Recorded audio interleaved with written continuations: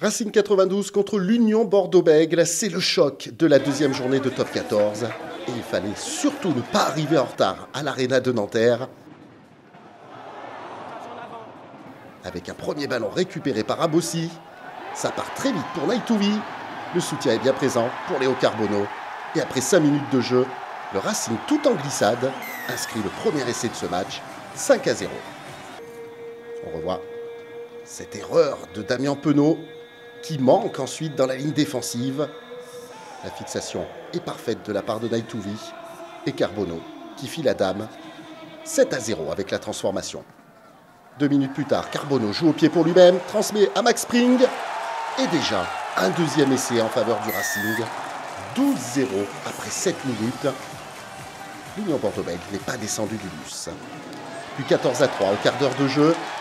Et Max Spring qui continue son incroyable show avec un deuxième essai.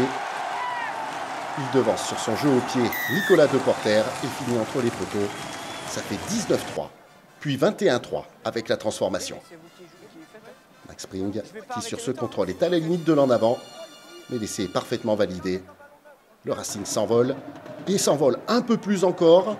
Max Spring récupère ce ballon, transperce toute la défense et file inscrire un triplé dans ce match. 26-3, score irréel après 18 minutes de jeu. On revoit Max Spring qui voit l'espace au cœur de l'alignement et qui file entre les poteaux. Avec la transformation, ça fait 28. Puis avec une nouvelle pénalité, le Racing mène 31-3 à la 26e minute.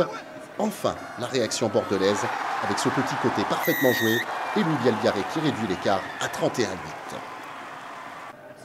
On revoit cette pénalité jouée à la main et l'appel de balle parfait de Louis Bielbiarré qui n'a plus qu'à plonger dans l'embut. Avec une nouvelle pénalité, le score à la pause est de 34-8 en faveur du Racing. En deuxième période, on attend une réaction bordelaise, mais une première pénalité du Racing permet aux Franciliens de mener 37-8. Puis à la 50e minute, c'est tout en puissance que Nathan Hughes vient inscrire un essai supplémentaire. Le Racing s'envole définitivement et mène 42-8. 5 essais en 50 minutes. Les hommes de Patrice Colazo démarrent formidablement leur saison à domicile. Quant aux Bordelais, ils ont quand même envie de réagir et de revenir, pourquoi pas, dans cette rencontre. 3 minutes plus tard, tout en puissance, les avants bordelais s'approchent de la ligne. Jérémy Rosier vérifie et c'est bien un essai de Carlos Sati. 44-13, peut-être le début de quelque chose. Avec la transformation, ça fait 44-15.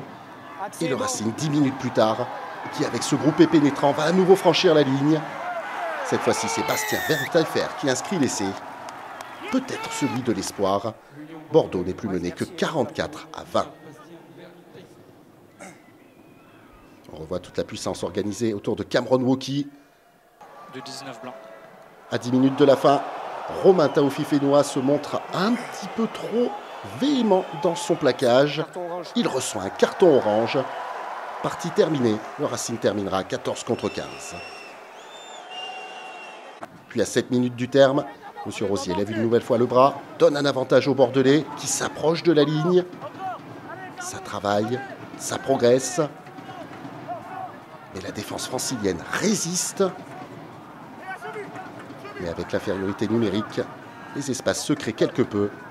Et finalement, Nicolas Deporter franchit la ligne pour venir inscrire un nouvel essai en faveur de Bordeaux, qui n'est plus mené que 44-27. 4 essais pour les Bordelais, 5 pour les Racingmen. Alors on en a envie d'un de plus, et il viendra à la 79e minute avec Maxime Lamotte entré en jeu. 44-32, 5 essais partout. Mais à la différence des pénalités, c'est bien le Racing qui l'emporte finalement. Score final 44-32 dans un match hyper spectaculaire. Le Racing 92 marque ses premiers points de la saison.